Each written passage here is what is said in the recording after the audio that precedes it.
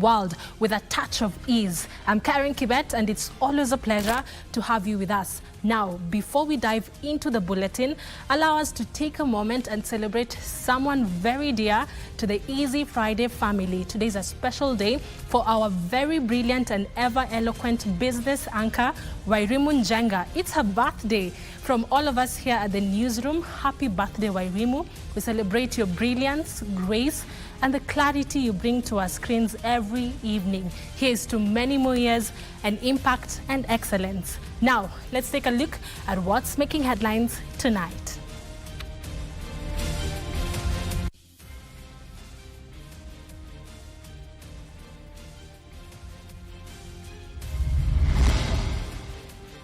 One year down the road, helicopter engine failure confirmed as the cause of the crash that killed Chief of Defense Forces General Francis Ogola last April. More accidents, more lives lost. 9 people die in 2 separate road accidents in Kiambu and Kirinyaga counties.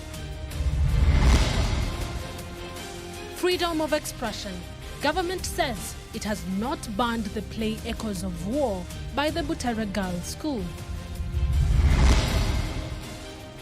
And in memory of the 3rd president, political class urged to emulate the late Mwai Kibaki's leadership qualities.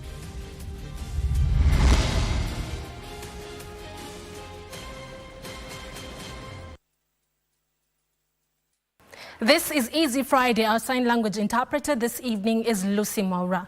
Now, the results of an investigation launched by the Ministry of Defense has revealed that the late Chief of Defense Forces General Francis Ogola's helicopter experienced an engine malfunction before crashing. The report released on Friday indicates that the Hui helicopter operated by the Kenya Air Force suffered a critical engine failure shortly after takeoff from West Pokot, leading to the fatal crash that killed General Ogola and 9 other KDF personnel. The horrific incident of the 18th of April 2024 has remained unsolved for the last 1 year, with the public questioning how an aircraft carrying one of Kenya's key security chiefs could drop from the skies. An inquiry launched by the Ministry of Defense saw technical experts and aviation investigators visit the scene of the crash to dig up clues on what transpired on the fateful afternoon. In a detailed report, the team has cited an engine malfunction as the cause of a deadly crash that killed General Ogola and 9 other military officers. The report shows that shortly after takeoff from West Pokot County, where General Ogola had presided over the launch of a school rehabilitation project, the Way model chopper developed a critical engine failure. In details contained in the report, the Bell Way KAF 1501 chopper left Wilson Airport for West Pokot and stopped for refueling in Chesitet in Baringo County before the departure briefing to Kainuk and Chesogon. Shortly after General Ogola and his entourage had inspected Cheptulel Boys High School in Chesogon, the chopper, with all 12 personnel on board, departed the grounds headed to Uasin Gishu County. At exactly 20 minutes past 2 p.m., the chopper crashed on a community farm and caught fire on impact. The report says after examination, it was established that the chopper had some level of reliability, having conducted several operational and training missions, including flying VIPs. The report also details the accounts of 2 survivors who said that after experiencing complete power loss, the pilots of the ill-fitted chopper attempted to control it to a clear landing zone, but lost control. Brigadier Swale Said, Colonel Duncan Keitan, Lieutenant Colonel David Sawe, Major George Magondu, Captain Sora Mohammed, Captain Hilary Butali, Senior Sergeant John Kinyua, Sergeant Clifford Somondi and Sergeant Rose Nyawera also died in the crash, while 2 officers, Colonel Kasaine Ole Kuruta and Corporal Frankfurt Karanja, survived. John Jacob Curia, Easy Friday.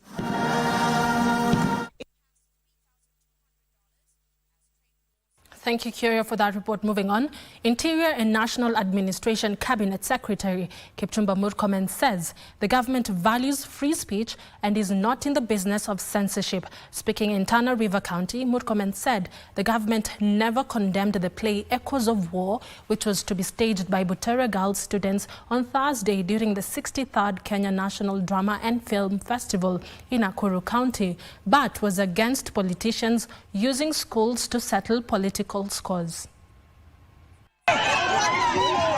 Following the aftermath of the 63rd Kenya National Drama and Film Festival in Nakuru County,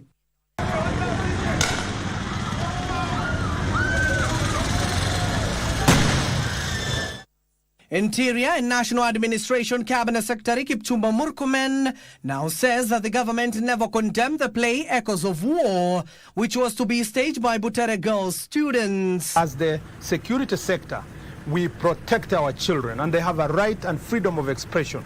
They also have a right to have an environment where there is a holistic teaching and they can appreciate the society and they can question the wrong things in society. They have a right to even disagree with the government of the day. He further noted that the government was not in any way threatened by the play but had an issue with the involvement of politicians in the play. But what I request is that we need a clarity of a situation in our country where our political competition is not going to be brought to education arena. Speaking in Tana River County, Murkomen maintained that teachers are the best suited to handle students as per their professional training, including adherence to the code of conduct. I will really request that political party actors do not use our students to become the script writers. I wonder why a politician could be the script writer for students performing. Why can't we allow teachers? Because I don't think even the competition itself loses value if we don't allow the teachers themselves to be the ones who are writing the script. This as the Interior Principal Secretary Raymond Omolo warned politicians against misusing the school curriculum and co-curricular activities to settle political scores. Why do we allow politicians to invade the spaces of school-going children who are innocent, who need to be nurtured? Human rights groups in Nakuru County and in the capital have condemned what they have termed hostility against Butere Girls High School and other attendees at the ongoing National Drama Festival in Nakuru County. Absolutely no reason for the police to use tear gas on innocent school children. In this instance, there was no justification to limit the expression of these children. Intentionally violated the rights of our children who are in school and who had come here to perform during this festival that are happening here in Nakuru. Tunashangaa sasa watoto wetu pia wanagandamizwa. Hii shahidi ambayo watoto wanakuja kufanya na drama, tunanacha talent za watoto wetu. Hili ni jambo ambalo si jambo linafaa, ile ilitendeka kule Nakuru na ilitendwa na maofisa ambao wao wanawasimamia. Police have since launched investigations into the incident. Abdiaziz Hashim for Easy Friday. The quest to shape the country's next electoral leadership entered a critical phase as the Independent Electoral and Boundaries Commission selection panel wrapped up its 14th day of interviews. 3 more candidates faced the panel at the College of Insurance in South Sea, each hoping to secure a seat as IEBC Commissioner with integrity, experience and a vision for electoral transparency at the center of their pitches. Ben Chumba reports.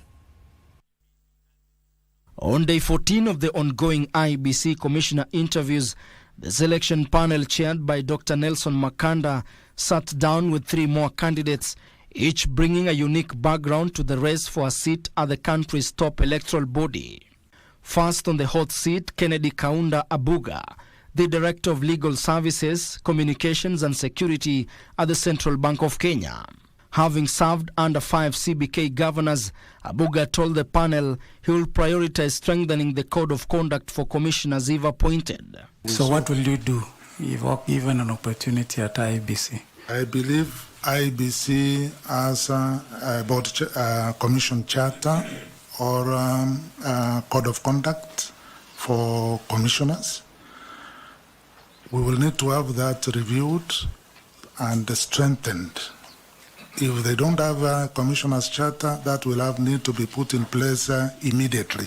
Next up, Leonard Njenga, a seasoned elections expert with over 20 years of experience, including 15 as a senior officer at the IEBC. Njenga faced tough questions from the panel on his decision to leapfrog several positions in the hierarchy and aim straight for a commissioner role. What is driving Leonard Njenga not to seek that progression, but instead jump to the commissioner? The existing policy does not align to career progression, which is a serious gap. And apparently, I will tell you, there are even many qualified, even overqualified at my cadre, better than what you have up there. Wrapping up the week's interviews was 49-year-old Martin Mongai Ndungu, an ICT national trainer at the Center for Mathematics, Science and Technology Education in Africa, Semastea. We have developed a very crucial workforce in this country in terms of young people who are techno-savvy to help us in solving some of these issues that we have. Ndungu laid out his priority to demystify the opening of election servers, proposing real-time transparency by granting access to presidential candidates' agents from the moment results are transmitted. As an IT expert, you are saying that the only reason we are having a challenge with the server is because the law right now restricts it. Yes. And therefore, if Adam's law is to be finally satisfied, just go and change the law and there'll be the server results and the Form 34 results. Yeah, to the best of my knowledge. Thank you very much. The interviews continue next week, with the selection process expected to conclude on April 24th. Ben Chumba, Easy Friday. Thank you, Ben, for that report. Now, a section of political leaders and professionals is now calling members of the political class to emulate former President, the late Mwai Kibaki's good governance and integrity. The leaders who spoke in Nairobi during the second Mwai Kibaki Memorial Lecture under the theme A Resilient Nation, the Mwai Kibaki legacy, termed the president's legacy as outstanding. The second memorial lecture for the late President Mwai Kibaki took place in Nairobi, with leaders from all walks of life attending the event. We are greatly honored by your presence here today. It has been a great pleasure to host you and to also receive your warmth as we remember our father, the third President of the Republic of Kenya. The memorial lecture was under the theme, A Resilient Nation, the Mwai Kibaki legacy. Those who spoke eyed the political class to emulate the late Kibaki's good governance and integrity. President Kibaki was an iconic father figure, a selfless, beloved and brilliant leader, and his legacy will live on through countless generations. I learned a lot from our Excellency the President. He was a source of wisdom. The leaders terming Kibaki's legacy as outstanding. When we talk about good governance, when we talk about integrity in public leadership, in office, you just need to read the history of Mwai Kibaki. President Kibaki's leadership led to the unprecedented 7% growth of our economy, as we've had, from 0.6%. Our infrastructural growth was self-evident, as was a commitment to economic recovery strategy and Vision 2030. The leaders further singled out the late Kibaki's achievements, such as turning around a rather dilapidated economy, came up with the country's first ever foreign policy document, a new constitution, among other achievements. The constitution that we have today, and that was inaugurated 2010, and will forever be remembered as one of his greatest legacies. President Kibaki based our foreign policy on our national interest, not on what he believed in, not on what those in his government believed in, but what we knew as our foreign policy. The former President Mwai Kibaki died on April 21st, 2022. Now, 9 people have been confirmed dead in 2 separate road accidents in Kiambu and Kirinyaga counties. In the first incident, 7 people perished after a 14-seater matatu of Kibbett line Sacco rolled multiple times at Kamandura Junction along Nairobi-Nakuru Highway after the driver reportedly lost control of the vehicle Friday morning, while 2 others died in the second incident after the vehicle they were traveling in plunged into River Nyamindi at Kaboro Bridge in Gishugu, Kirinyaga County Thursday night. Timothy Kipnusu with the details of these 2 grisly road accidents. The wreckages of the remains of Friday morning accident at Kamandura Junction along Nairobi-Nakuru Highway. It is here that the lives of 7 passengers who were on board the 14-seater matatu of Kibbett line Sacco were cut short after the vehicle they were traveling in rolled several times when the driver lost control. Nikapata kuna majamaa wanajaribu kung'oa hiyo mlango didisha, ndio sasa wakanitolea hapo, then wakaendelea kusaidia watu wengine. Accident imesababishwa na driver kukua alikuwa kwa speed na simu. Tungewasihi tu madriver Kenya hii watembee, waende ile mwendo inastahili, waeke ile distance inastahili. The matatu was heading towards Nairobi at the time of the accident. The driver escaped. We are still in search of him. The users of our roads to prioritize safety and also to observe speed limits, as well as paying attention to the roads they are using. That is to mean to be aware of the road conditions, especially at this time when we have rainy season. The incident occurred barely 3 kilometers from the scene of another deadly crash earlier in the day, where 5 people died after a separate 14-seater private vehicle was involved in a collision. Elsewhere, 2 people died while 3 others escaped with minor injuries after a vehicle they were traveling in plunged into River Nyamindi at Kaboro Bridge in Gishugu, Kirinyaga County last night. Hiyo gari ilikuwa imebeba watu 4,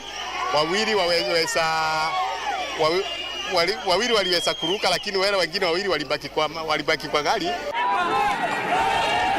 According to Gishugu Sub-County Police Commander Johnson Washira, the wreckage of the vehicle which was transporting logs to Kiamugumo village in Ngariama ward was recovered under the Kaboro Bridge by the residents after hours of search. Juhudi za kutafuta gari na miili zilianza jana usiku na zilikwamishwa kama saa 5 usiku kwa sababu kulikuwa na giza sana, haingeweza kuendelea. Lakini leo asubuhi tukisaidiana na members of the public tumeweza kuvuta hiyo gari kutoka kwa mto. The search of the bodies of the 2 people who were on board the vehicle is ongoing. Timothy Kipnusu for Easy Friday. Former Miss Langata Women's Prison Ruth Kamande will be continuing serving her life sentence for killing her boyfriend Farid Mohamud Halim in 2015. This is after the 7-judge bench of the Supreme Court dismissed her appeal for a reduced term or retrial. Kamande had sought to introduce the concept of battered woman syndrome as a defense, arguing that her case raised issues of general public importance. She was convicted in 2020 for stabbing her then boyfriend Mohammed Halim 25 times. The highest court in the land has dealt a blow to former Miss Langata Women's Prison Ruth Kamande, quest to have a reduced term for murder. We had anticipated that she will not be a beneficiary at all, regardless how old that doctrine is, from 1974. She had to raise it at the High Court. She didn't do it. She introduced the same at the Court of Appeal.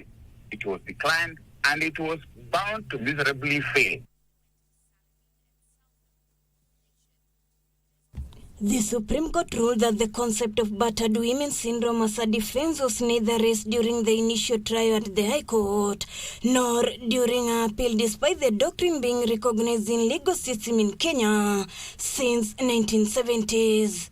It is common practice and good law that any litigant should put her case together at the trial stage before the appeal. And if those issues have not been introduced, courts over time and again have been reluctant to introduce such a kind of issues midstream. Additionally, the 7 judges led by their president, Martha Koome, observed that Kamande's own testimony depicted a relationship with Halim as a typical romantic relationship with no clear evidence of abuse or toxicity that will support a battered woman defense. There are factors which do not allow her to benefit to such a kind of theory that the court needs to look at the background of what was happening before the incident happened. It was premeditated, she acted violently and in a heinous manner. So she can't benefit. Kamande had moved to the Supreme Court after the Court of Appeal upheld her life sentence. The decision from the Apex Court means Kamande will continue to serve a life sentence, bringing to an end a bid to a reduced term or retrial. Ruth Wamboi reporting for Easy Friday. Moving on, the Kenya National Police Sacco is targeting to expand its bursary program for bright and needy students across the country under their Corporate Social Responsibility (CSR). Speaking on Friday in Nairobi during the conclusion of a mentorship workshop for over 250 students currently under the Secondary School Scholarship Program, Police Sacco DT Chairman David Mategwa said they are working on a new formula for selecting beneficiaries under the CBC curriculum. Mategwa added that they are seeking for more funds from the Sacco to expand the program countrywide. The CSR program was launched 10 years ago and is geared towards facilitating high school education for bright students who are unable to pay for their school fees. That we have been having for the scholarship of our bright, needy children that we have taken to various secondary schools. We are here to appreciate them, mentor them, show them the best way of behaving, having discipline for their futures. And I really appreciate them because had it not been for them, I don't know where I'd be right now. So may God continue blessing them and continue increasing the resources that they may continue helping so many other people out there. Since I joined my Form 1 education, they've helped me attain my good grades, and now I'm in university. And that positive report leads us to our first break right here on Easy Friday. Don't go too far. I'll be back with more reports.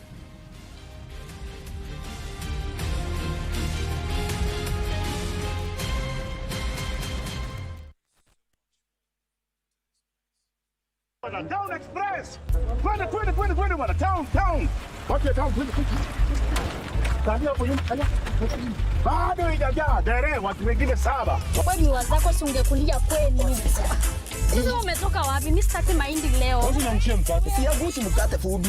Wewe ongea bora usikuze mkate yangu. Sishike hivi. Wazako wasikulia huko mbali na mimi. Si mimi nakulamiwa ni wewe. Donda, gari imejana bado unasema watu waingie. Tuambie ndare hapo apunguze wimbo. Niongee na kama hapa. Hakuna volume inapunguzwa hapa. Kama unataka kuendesha gari yako, enda dial *570# option ya 3. Watu wanaendesha magari hapa nje na wewe bado unapiga nyenyenye kwa matatu. Option 3, unalipa ama unasuka? Comfort yako iko kwa *570# option 3. Master Genio moja safi, reliable, modern safety and security features. Cheza mara kadhaa ujaze entry ticket zako kwenye draw ili uimarishe uwezo wa kushinda. Mshindi tunamtangaza 27th of April na gari tutakufikishia. Unaenda ama wewe? Mimi sindi na Madrid, nishainuka na *570#. Inuka na Genio kwa *570# option 3. Asante.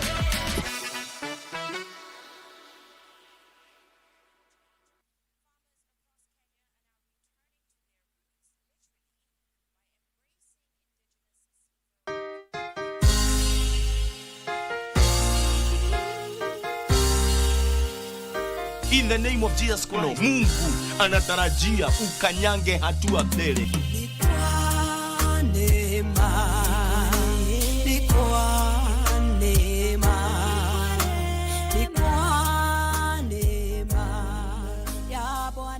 Wengine wametawaliwa na uchawi, wakati wao umefika. Wewe umenitazama siku ya leo. Neema na kibali cha Bwana kikawe juu ya maisha yako.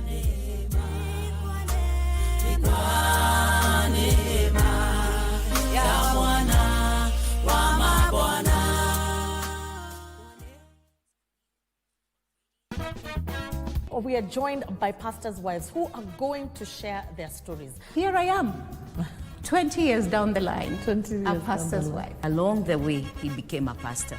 But when we began together, he was not a pastor. In the year we were dating, Marvin became a pastor. There's a big misconception that a pastor's wife should have wigs. I had so much pressure on how do you dress up, how do you...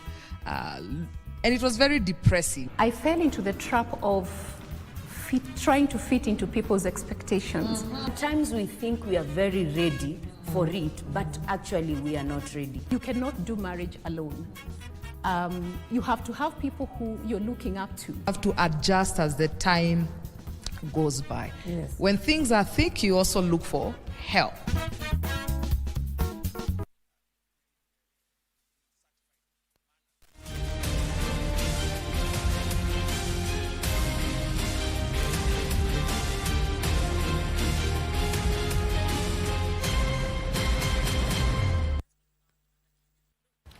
Welcome back. For those joining us right now, this is Easy Friday and our sign language interpreter is Lucy Mwaura.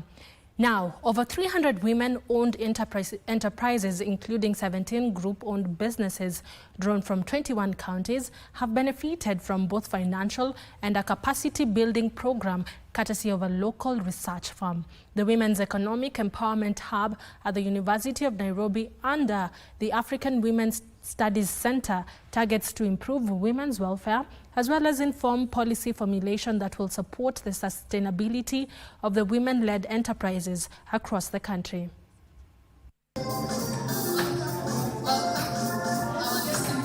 In strengthening the generation and use of evidence to advance women's economic empowerment and gender equality in the country, African Women's Studies Center at the University of Nairobi launched a Women's Economic Empowerment Hub. We have been looking at how incubation of those businesses will make them grow faster and survive longer. The project, initiated in 2022, has so far reached over 300 women-owned enterprises, including 17 group businesses from 21 counties.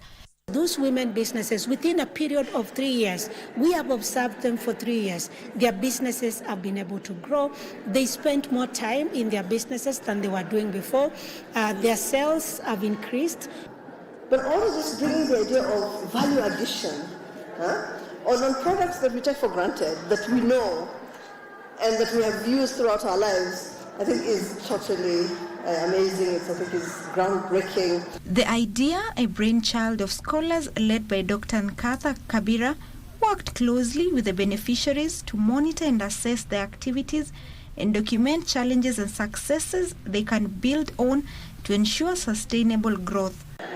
We are pushing for this because we believe this incubation project, because our research shows that sometimes even the investment that comes from government, it's very difficult to see what it has done on the ground. The research-based projects intends to help policymakers make data-driven laws that are favorable for the growth of these enterprises that will in turn uplift lives of women who are often disadvantaged. As a research institution, we've been able to collect data and evidence to know that when women are mentored, their businesses are able to grow, and also when they get finances, they are able to grow. African Women's Studies Center did contribute greatly and are constantly contributing to different aspects in policy relating to agriculture, labor, and so on. So I think that's an impact that has to be appreciated. Opicho Chemtai, Easy Friday. Moving on, several secondary school students excelled in the robotics category designed by Center for Mathematics, Science and Technology Education in Africa at the 61st edition of the Kenya Science and Engineering Fair held at Kangaroo School in Embu. Education stakeholders lauded the fair, terming it critical in improving problem-solving abilities, shaping learners' future through science, technology, engineering and mathematics STEM education. Two students of Mutira Girls High School in Kirinyaga County were among over 800 students who exhibited innovative projects that seek to address global challenges such as robotics, renewable energy, climate action, environmental sustainability and technology at the 61st National Science and Engineering Fair at Kangaroo School in Embu County. The competition incorporated 13 categories ranging from robotics, mathematics and physical sciences to biology, sciences, engineering, technology and ICT. Using our robot, we have programmed it to carry out different projects so that it can help in automation of tasks, as today we really need that because of accuracy and time that we need to use. We also need to make work easier for people, because in this economy, people are struggling to raise their living standard. Speaking during the fair, Teachers Service Commission Chairman Dr. Jamlik Muturi emphasized the importance of science, technology, engineering and mathematics education in improving students' problem-solving abilities and shaping their future. He highlighted the government's commitment to ensuring that 60% of students engage in STEM education, recognizing its vital role in national development. Despite the significance of science, we still face challenges in uptake, particularly among our youth. Enrollments in STEM-related courses at tertiary institutions remain relatively low. As a nation, we must encourage more students to embrace STEM. Margaret Njaga, the national chairperson of KSF, noted that the fair encourages students to develop practical solutions to emerging challenges, drawing inspiration from local community issues. We must believe in innovation, we must believe in STEM, and if once we do that, then we can build a Kenya where no idea dies. Every idea can become a great idea. Joseph Ohungu for Easy Friday. Beautiful, beautiful. Now, a cloud of sorrow has engulfed Kakrao village in Migori County as family, friends and community members gathered to bid farewell to Georgina Ooko, a student at Alliance High School who tragically lost her life following a devastating accident. Now, Georgina, who was on holiday in Mombasa with her mother, Joyce Ongombe, suffered severe burns after a boiler explosion in their rented apartment. Georgina was the only child to Joyce Ongombe, following the loss of her father and her two siblings in a flood incident 15 years ago. Joyce, still recovering in hospital, was unable to attend her daughter's burial. The book of Job, chapter 1, verse 20 to 21, reminds me that naked I came from my mother's womb, and naked I will go back. The Lord gave me to you, Georgina, and the Lord has taken you away from me. It tells us how it pleases the Lord to bruise his son, Jesus Christ, because God wanted to experience pain, then overcome it and get rid of it, to show us that we too can overcome pain and be made strong by faith and prayer. A brilliant, gifted, and hardworking student. She was truly a blessing in our lives, and we will miss her. Prayers and fond memories are what we have to remember. No one can prepare you for a loss. It comes like a swift wind. But take comfort in knowing that she's now resting in the arms of our Lord.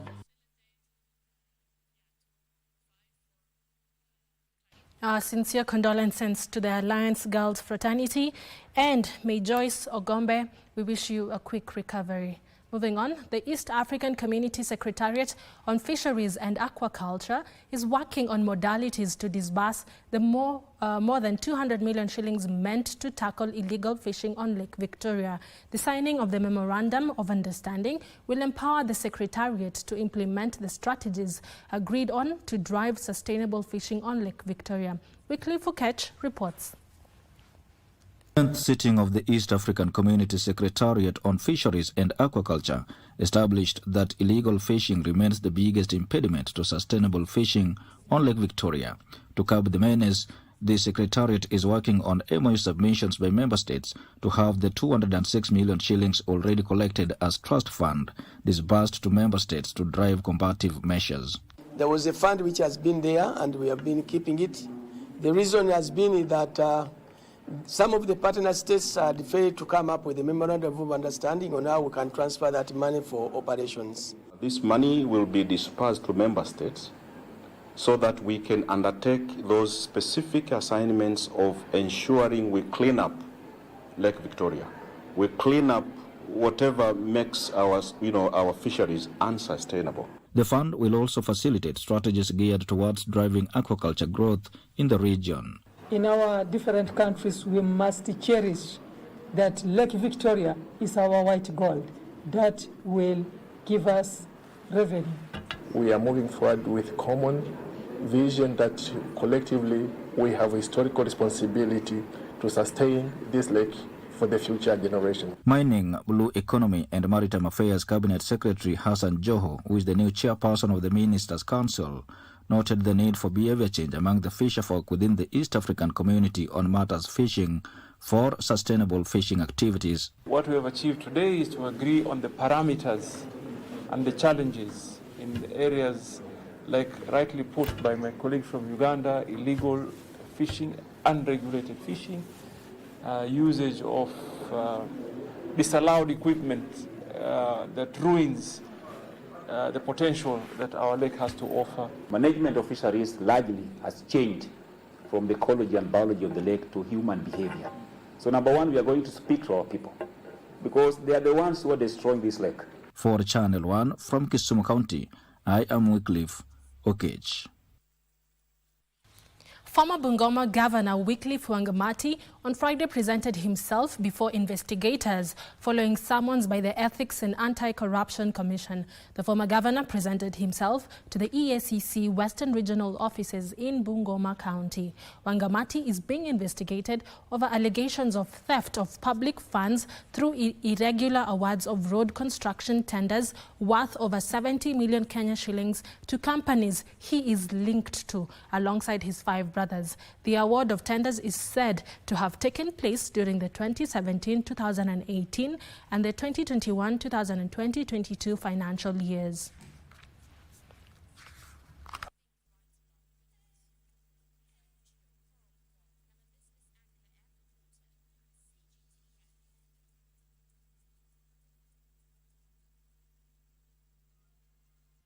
More than 100 households in Kambi Baraka village and another 150 in Lopur village, Katilu ward, Turkana South constituency, have been forced to spend night in the cold after strong winds accompanied by heavy rains destroyed their homes. Details of this and other stories in our county news roundup.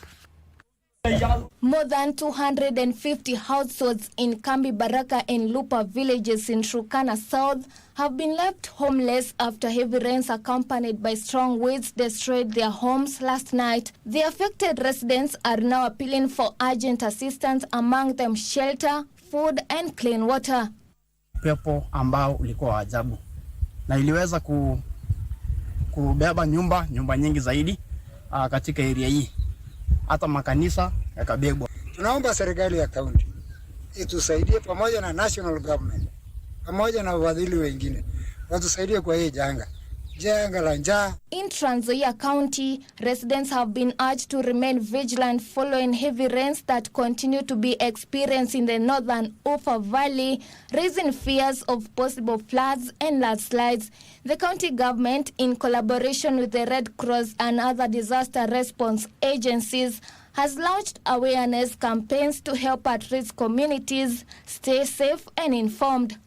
Watu wajitayarishe, yes, as they plan and do all these other things. Let them know that there are floods and they should be very, very cautious. We normally have 2 seasons, that is March, April, May season and October, November, December season for Trans Nzoia County, where we experience floods. Meanwhile, police in Narok County have arrested 6 suspects and recovered several electronics and gas cylinders that were stolen in Macedonia and Total estates of Narok Town. Tumefanikiwa kufanya recovery ya items ambazo zimekuwa zikiibwa katika sehemu moja ya mji wetu hapa ya Narok, area ya Macedonia na Total.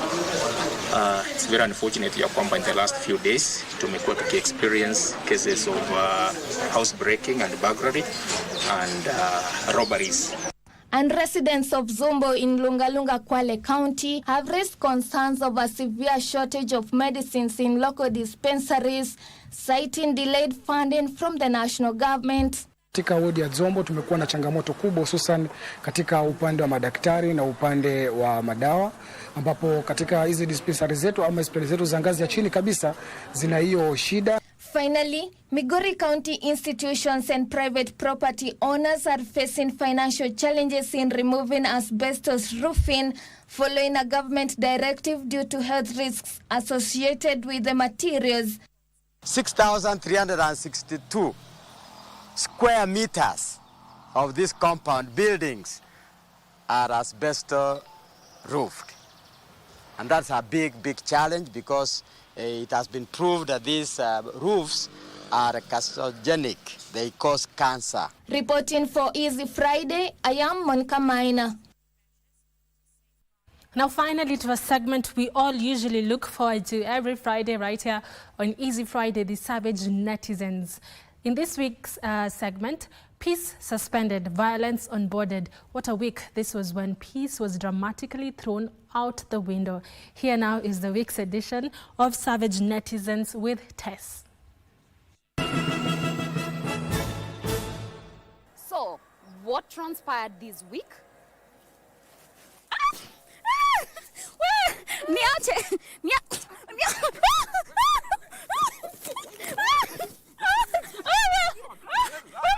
Yep, this is not a scene from a Hollywood movie, but one from Kenya's grounds of honor. A chaotic scene of show of might featuring visiting Yala MP Falhada Iman versus local member of parliament Umul Harun.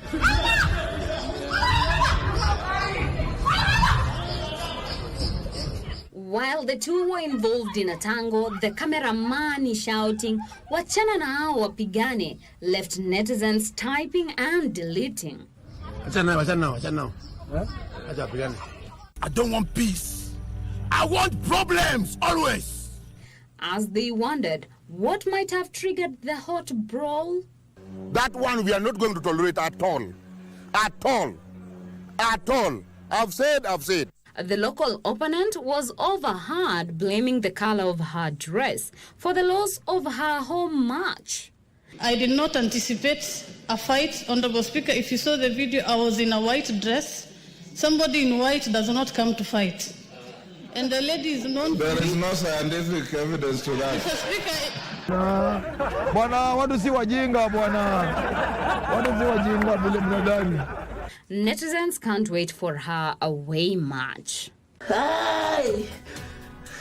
Nitaambia nini watu? From Parliament, we shift gears to Nakuru. Imefika mali Kenya mnani arrest just because nimeandika play. 50 police officers wamekuja hapa. Imefika mali imefika hivyo.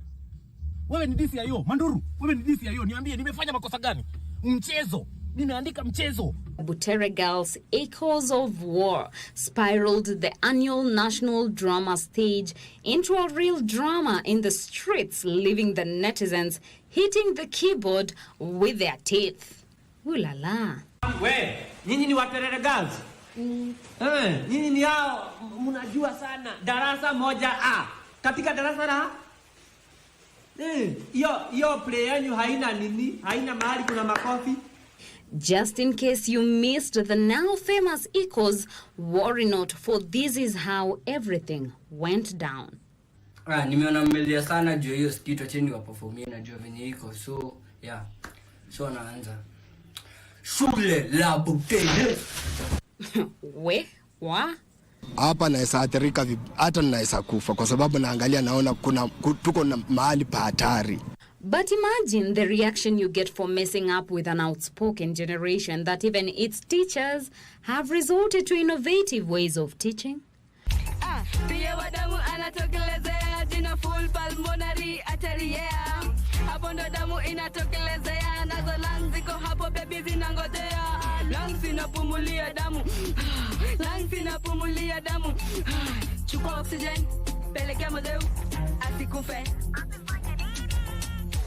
Well, despite that miscarriage of a performance, drama was all the same delivered. And as they say, a win is a win.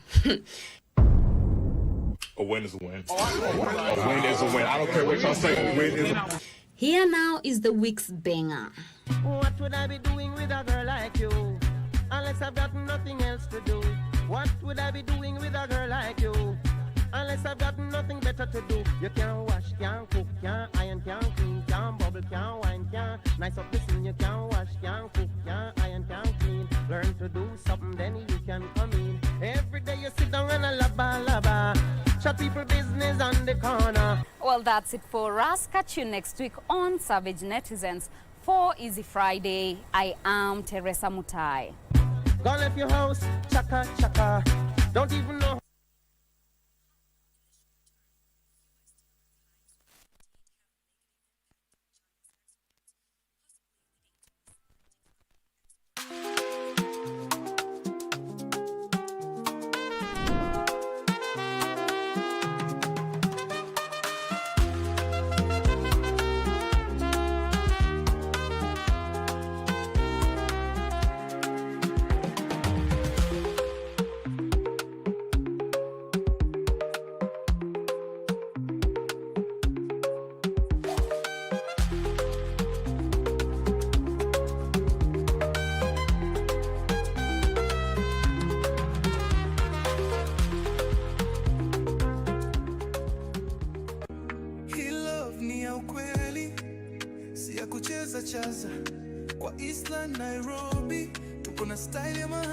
We've been to Northern Kenya like 4 times. So the very first Northern Kenya was the best. So we also look for other things that still puts us together every time. Like now we work out together a lot.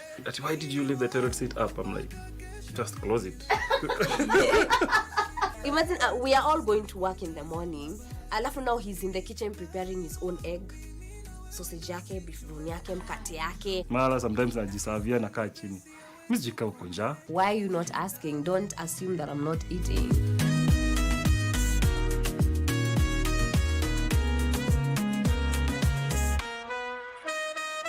Sadi mwenye napatana naye manzi anazitwanga sheng. Hey. The ghetto was not so much deep. I've never been like kujua ghetto sana. I love where we are at in life.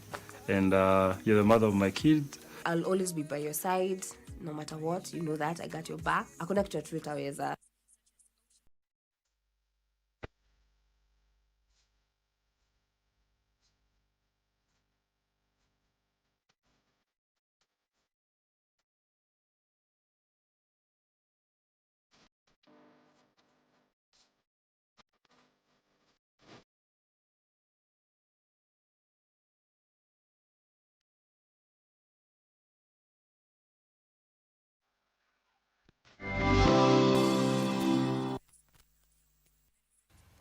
Welcome back. It's now time for us to take a look at what's making headlines in the world of business. I'm holding fort for the birthday girl, Wairimu Njenga.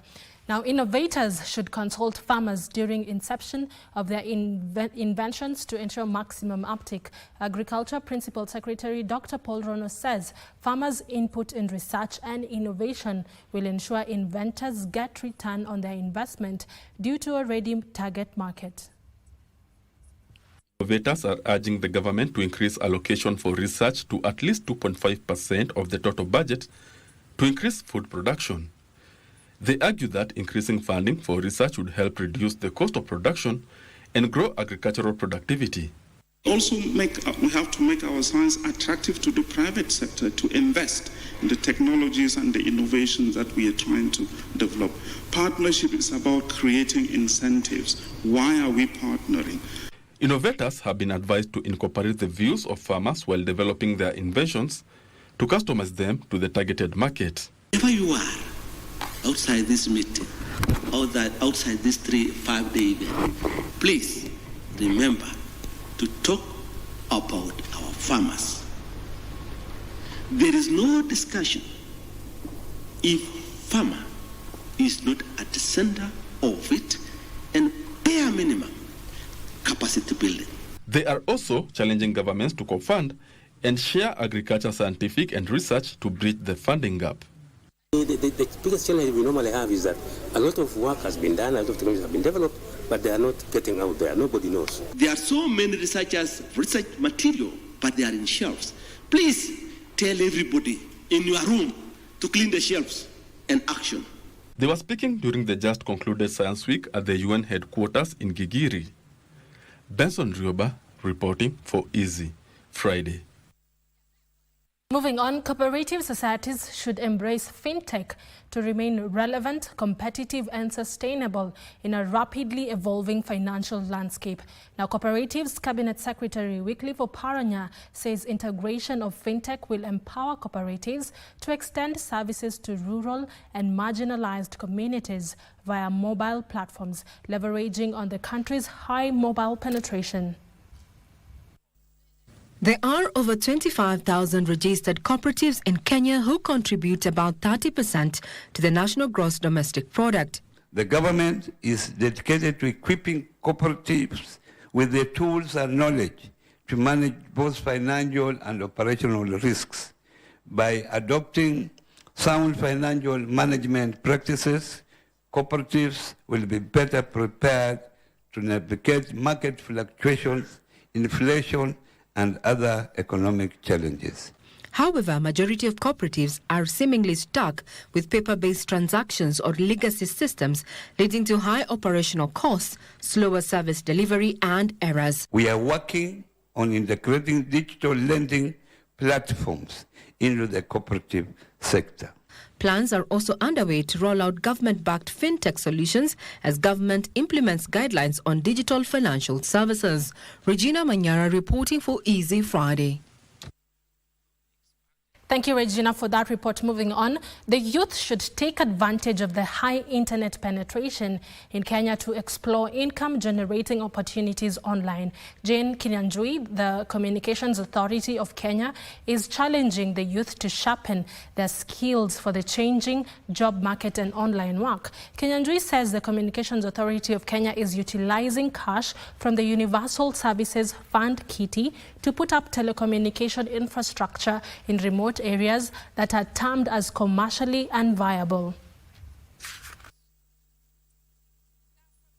So our call to the youth is let us use responsible use of the internet. Let us use the digital space for innovation, for entrepreneurship, to showcase what Kenya has to offer, because really we are our ambassadors out there in the world, yes, together. So collaboration, where we sit at CA, we have to collaborate across board. We have to collaborate with our ministry who are here with us today. We have to collaborate with counties. We have to collaborate with really with industry across board. For a long time, communication has been an impediment whenever there is an issue about security within those areas. The investment that the government has put in place, we believe is not only going to tackle the issues of security, but also going to give an exposure to the people of Garissa. Such exposure, as far as digital level is concerned, are meant to give employment and to give reach to the people of Garissa County. Now, about 625,000 smallholder farmers across 26 counties are being supported to grow their farming activities. This is under a public-private partnership deal that Livestock Policy Research and Regulations Director Dr. Christopher Wanga says is being implemented over the next 7 years as part of the efforts to extend agricultural extension services to over 2 million smallholder farmers. Reliance on rain-fed agriculture, archaic farming practices and negative impact of climate change are blamed for low productivity. In addition, market access challenges and a few extension services are among challenges slowing agriculture in Kenya that public and private institutions are collaborating to address. Kenya's agricultural sector thrives due to the resilience of farmers and the private sector, many of whom are women and youth. while consumers play a critical role in providing market for sustainably produced food. Ladies and gentlemen, achieving these goals requires not just government action, but strategic, people-centered partnerships.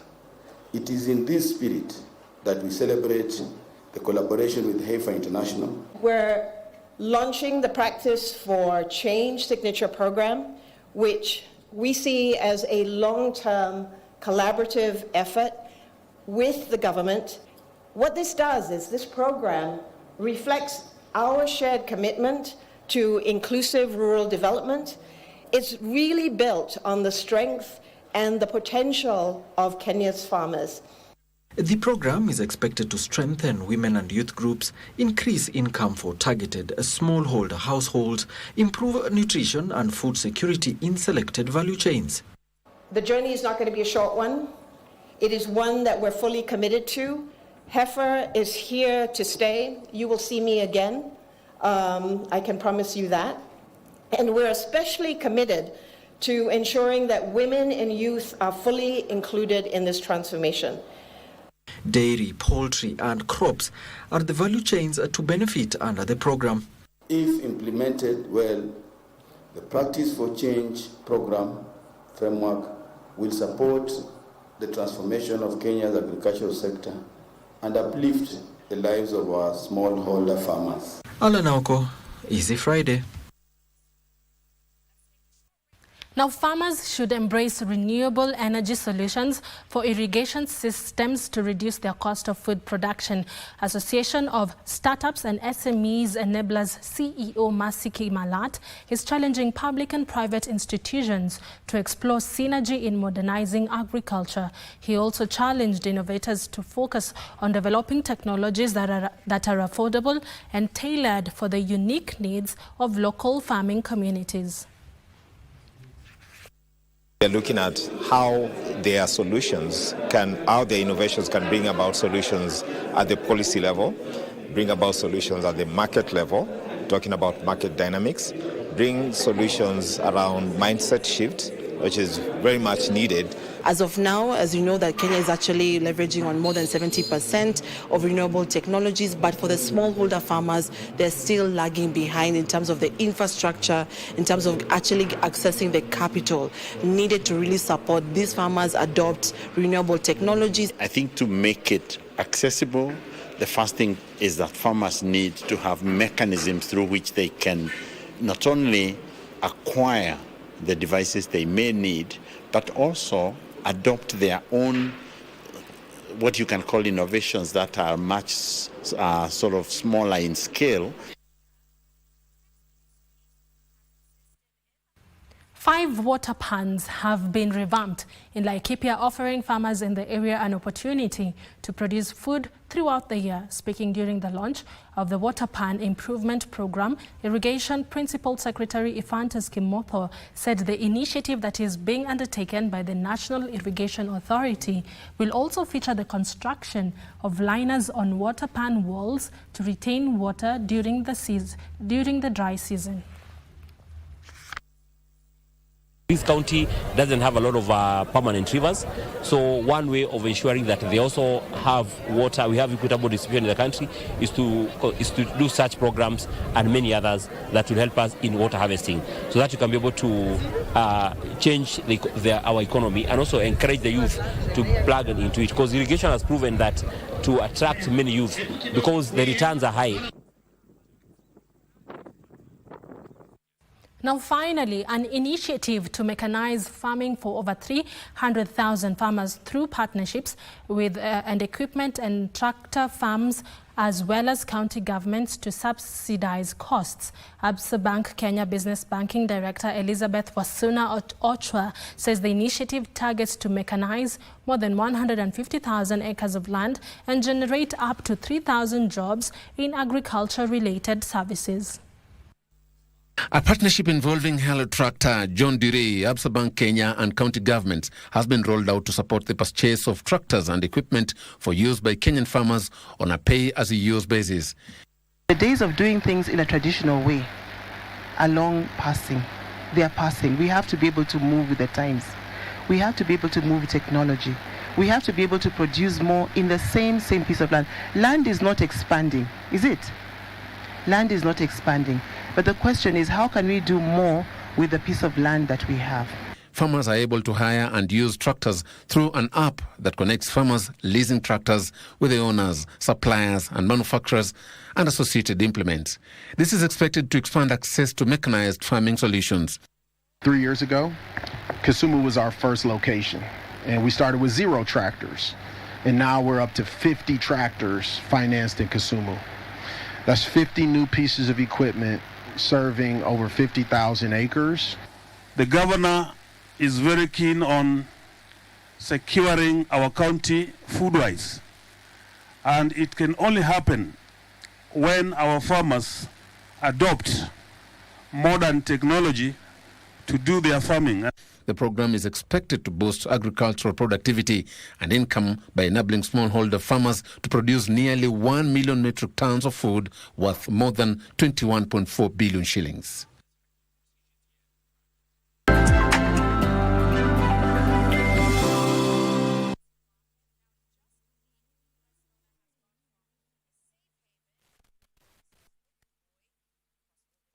Inuka na loto moto sasa kwa star 570 hash option ya 4 kuna kashamba juja na nika 50 by 100 worth 1.7 million Kenyan shillings. Na hii si shamba tu, iko kwa prime location few minutes from Juja town. Stima yako iko ndani na kama ni development rapid and so promising. Na mambo ya landlord mwisho wa mwanzo ni hapa. Ukishinda hili shamba tunakuongeza 1 million Kenyan shillings ujijengee nyumba yako kwa shamba yako. Kuinuka na loto moto ni kucheza sasa hivi kupitia star 570 hash option ya 4 au register deposit na ucheze sasa hivi kwa www.tushinde.com na ujishindie shamba hili na addition of 1 million Kenyan shillings. Inuka na loto moto.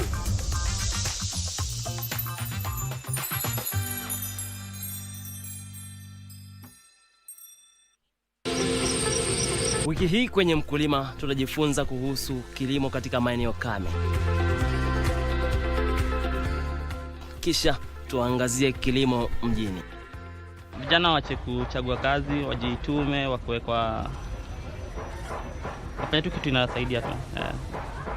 Ile kidogo tunafanya washikane mkono, wapate mawazo baada ya kushinda kuenda kuiba, fanya pumba wakuja washikane mkono, washike jembe, wapande mboga, matunda yatatokea baadaye.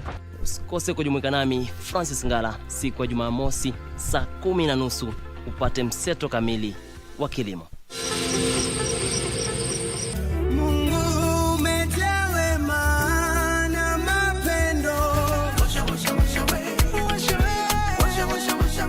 Today we want to look at what would happen if the energy that the youth carry will be diverted to something constructive.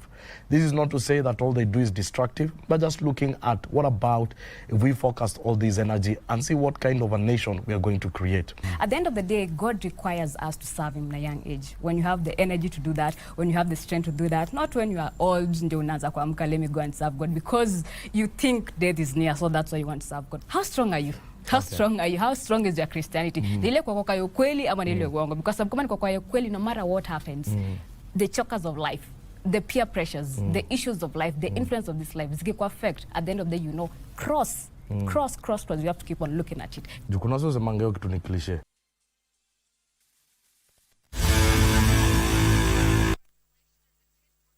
And thank you so much for staying with us. It is time for the latest from the sports world with me, Bernard Okumu.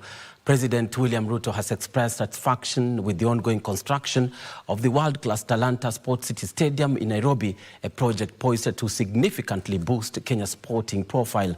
Now speaking during a visit to the facility today, the president announced that the sports complex, which will feature a football pitch, athletics track and rugby training grounds, is on track for completion by December this year, well ahead of the 2027 Africa Cup of Nations finals. President Ruto highlighted that the government's a broader investment in physical infrastructure, including affordable housing, modern markets, and special economic zones, has so far created employment for over 250,000 Kenyans across the country.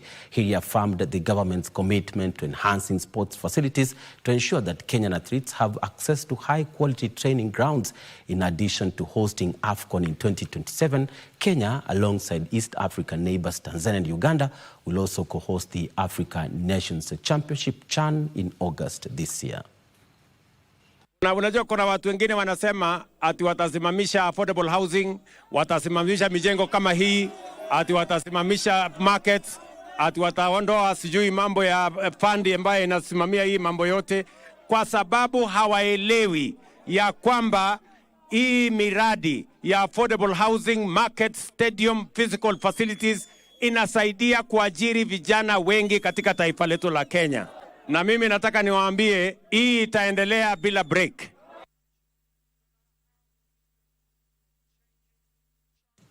Well, where the Kenya national men and women's under-21 hockey teams will leave the country on Tuesday next week for Namibia, where they will compete in the Junior Africa Cup 2024, set to begin on Friday next week.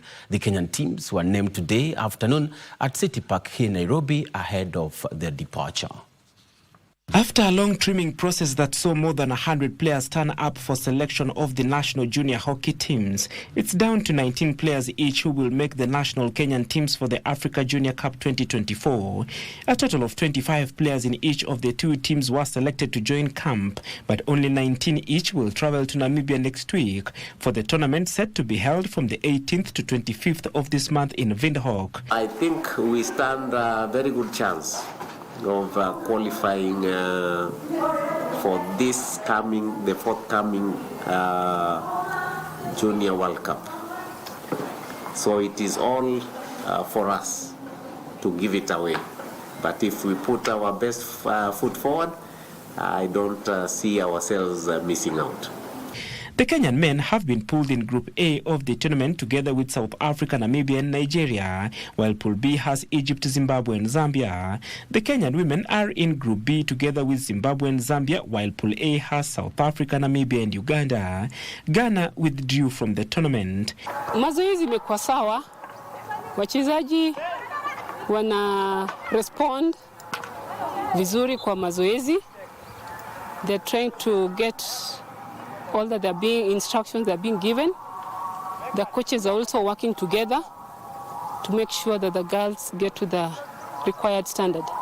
The Kenyan men will begin their campaign against Nigeria on the 18th of April before playing South Africa on 21st April, then Namibia a day later. Being part of the team really feels great. The players in here really feel honored, and as you know, it's a privilege to represent the country.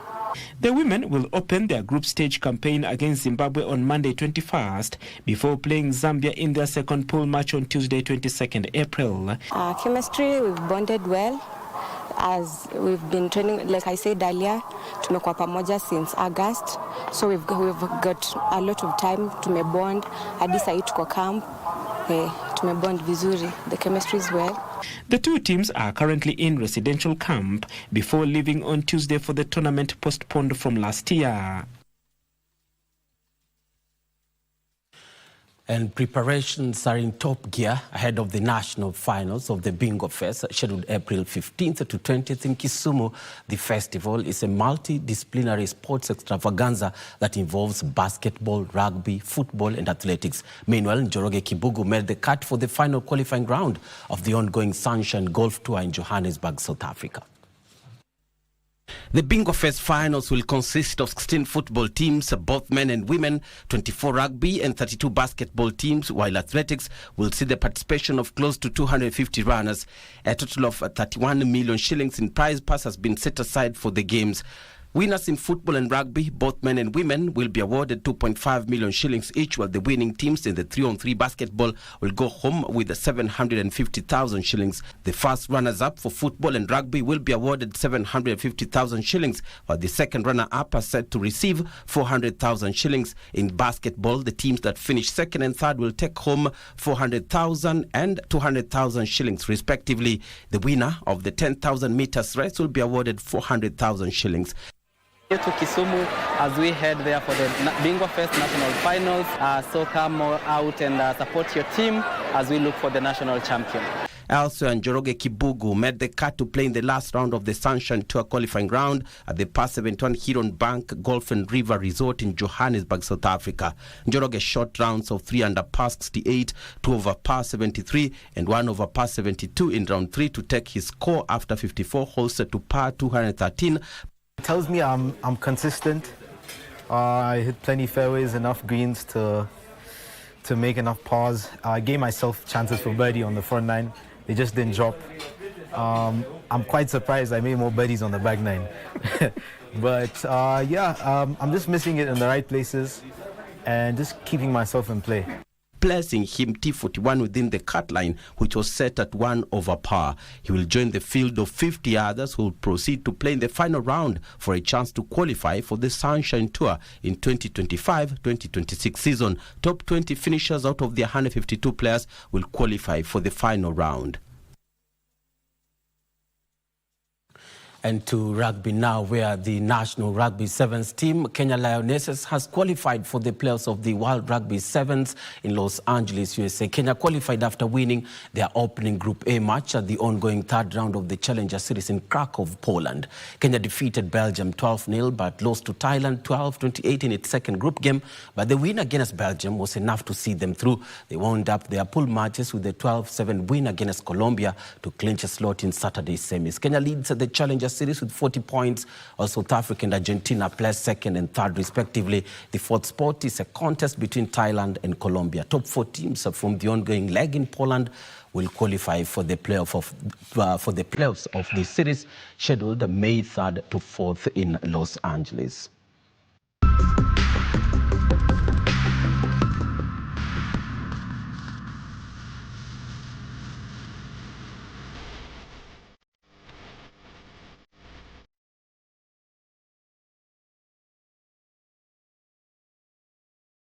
And staying with rugby now, the 2024-2025 Kenya Cup rugby season reaches its climax tomorrow as Kabras Sugar faces the Menengai Oilers in a thrilling final dubbed the Rai Derby at the Kakamega ASK Showgrounds. The Kenya Cup is the country's premier 15th rugby club competition, and this season has delivered intense action, culminating in a showdown between two rugby giants. Kabras Sugar went unbeaten in the regular season, amassing 52 points and extending their remarkable Kenya Cup unbeaten run to 39 matches since February 2022. They secured their final spot with a dominant 45-6 win over non-scripts in the semis. Menengai Oilers, who finished third with 47 points, crushed Kisumu FC 76-13 in the final regular season match and edged past KU's Black Blood in the playoffs and stunned KCBR FC 31-8 in the semis to book their place in the final.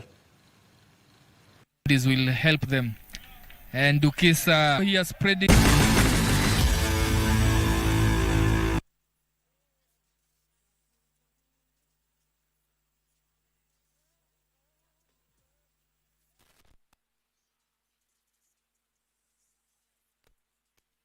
Jet A1, cheza avieta bila data bila credo.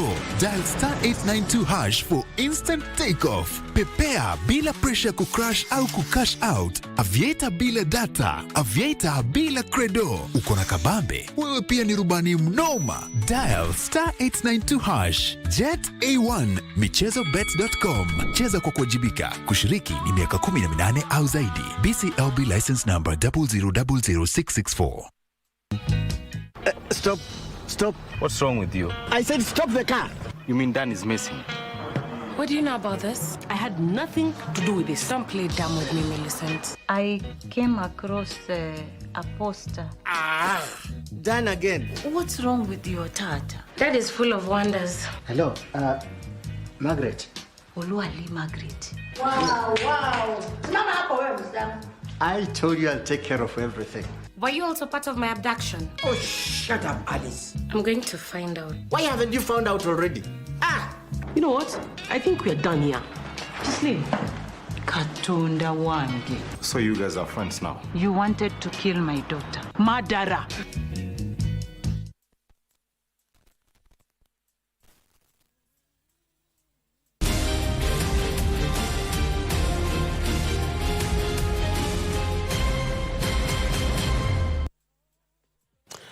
Well, and of course, the Kenya Cup final pitting Kabras Sugar against Menengai Oilers tomorrow at Kakamega's SK Showground brings a cup from me, but I hand you back to Caren on this particular edition of Friday, Easy Friday, to bring a cup to this wonderful evening. Thank you so much for watching. I'm Bernard Okumu. Have a lovely evening. Thank you very much, Bernard, for keeping us up to speed with the latest in the world of sports. And that brings us to the end of tonight's edition of Easy Friday. Thank you so much for keeping us company. Remember, the conversation doesn't stop here. Stay engaged with us across all our social media platforms. We love hearing from you. A big thank you to our sign language interpreter this evening, Lucy Mwaura, for ensuring inclusivity for everyone in the broadcast. Up next, DJ Cooljax takes over with the Disco Funk Show, the perfect way to kick off your weekend. DJ Cooljax, how are you this evening? I'm fine, thank you, Lovely. How are you doing? I'm very good. I know Cargo really loves to introduce your segment. He's not here tonight. For sure, for sure. What do you have lined up for us tonight? Yes, of course. At this point in time on a Friday night, I like flipping the script and taking things to the old school. So expect a lot of funky music from the 70s, 80s, and 90s. Feel good music. So stand by, coming through in a few. We can't wait. Thank you so much. I'm Karen Kibbett. From all of us here, have a safe and relaxing weekend. Good night.